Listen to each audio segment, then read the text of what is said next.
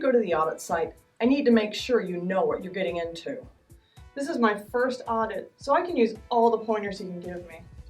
This company is one of our biggest clients and has so many facets that it can be overwhelming. It's kind of like trying to manage a three-headed monster. I know I'll need to understand the audit risk formula. That's right. Audit risk is made up of three parts: inherent risk, control risk, and detection risk. And since we have no control over the inherent or control risk, it's critical that we manage the detection risk. And to do that, we have to assess the inherent and control risk to determine our appropriate response. You shouldn't run into any problems you can't handle. I hope not.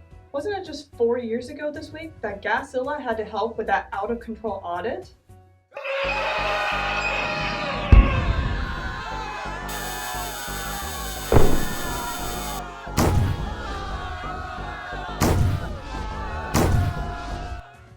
Yes, but this audit is easy and GAASzilla's help isn't needed anymore. What do you think GAASzilla does now with all of his free time? Who knows?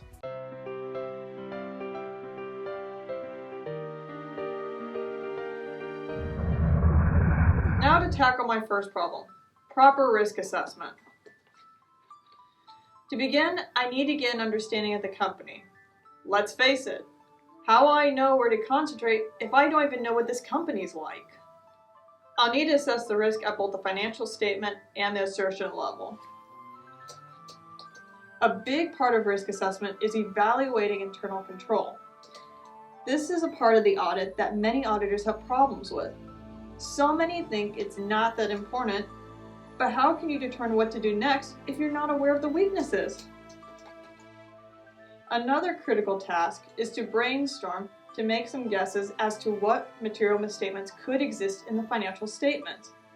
I need to consider those due to errors as well as due to fraud. A required procedure is to have a brainstorming session. I know it's a useful tool, but how do I brainstorm with just myself?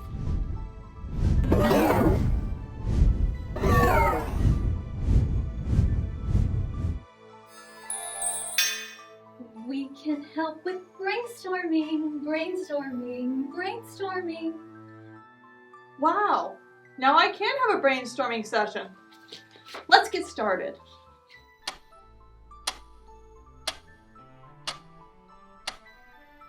Thanks for helping. How can I thank you? Mathra loves music. Oh, you like music? I wonder if GAASzilla likes music.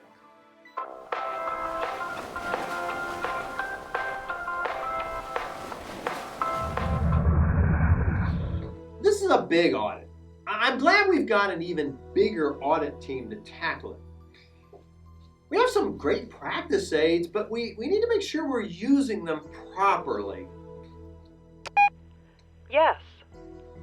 Can you have someone bring in the audit procedures forms we used on this audit? Right away, sir. Thanks. That was fast. Wow. Well, let me see. It looks like we defaulted to a basic program in several areas, even though our risk assessment indicated we needed more work. And in addition, where we did use the extended programs, it appears that the procedures did not adequately address our risks. Hey, what's going on here? It looks like you're trying to stop me from finding these problems. What? Now what? Come back here with that. We've got some concerns with your work on the big audit. The issue has to do with the procedures you chose to do. What do you need to know? For instance, why did you perform this procedure? Well, I found it in the audit program and it looked like a pretty good procedure. I agree that that's a pretty good procedure for some situations, but you just did it because it was in the program? Well, yeah, what's wrong with that? The point of risk assessment is to respond to the risks. We do that through a concept called linkage. Linkage? Yes. Linkage means that your procedure is linked to a particular risk. You should perform a particular procedure because you're concerned with a particular risk. Correct. If you perform procedures simply based on a list, you could either over-audit or worse, under-audit.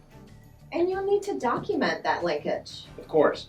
And that brings me to the next issue, significant risks.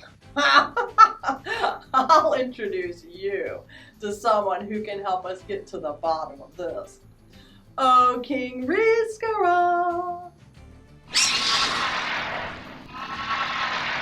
We've been working together, and here's how we're going to address your significant risks. This is a simple audit with no significant risks. That doesn't sound right. Most all audits have at least one significant risk. You can look at the significant risks the same way you would look at the rest of the audit. Hey, that can't be right either. If it's significant, then it'll need more attention than other areas. For efficiency, just use the basic audit programs for those areas. Now I know this guy is bogus. Yeah, we'll have to modify and tailor our procedures to go beyond the basic programs to make sure we cover those significant risks. I think you're trying to sabotage this whole audit. And we're going to stop you. I'd like to see you try. Let's go, King Riscara! We've got to get the whole audit team together to stop them. I hope GAASzilla isn't too busy to help.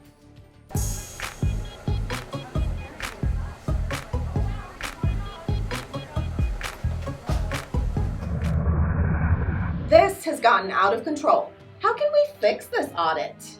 We're going to need to develop a top-down approach. We're going to need some really big help here. We'll need to begin by getting an understanding of the client and their environment. These problems are bigger than all of us.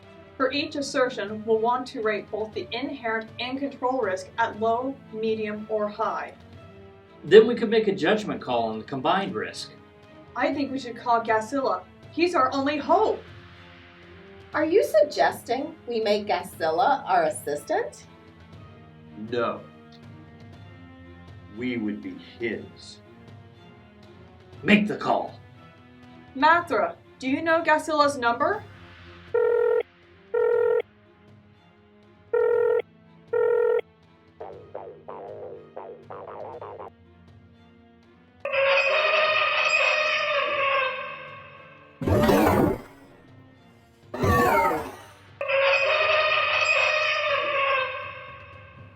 What did he say?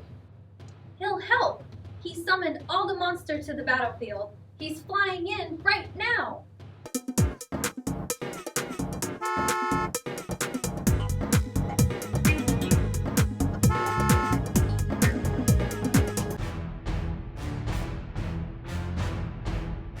This battle could go on all day. Peer review has found that more than 1 in 10 firms are not properly assessing risk or linking their procedures. Yes, this could actually last several days. 40% of issues were related to improper evaluation of internal controls. I'm afraid this could even take a week. 24% of the issues were related to improper linkage. It may take even more than a week. 13% of the issues were related to setting control risk at less than high when tests of controls were not made. And 14% of the issues were related to plain insufficient risk assessment. This might even take 2 weeks. You know, a fortnight.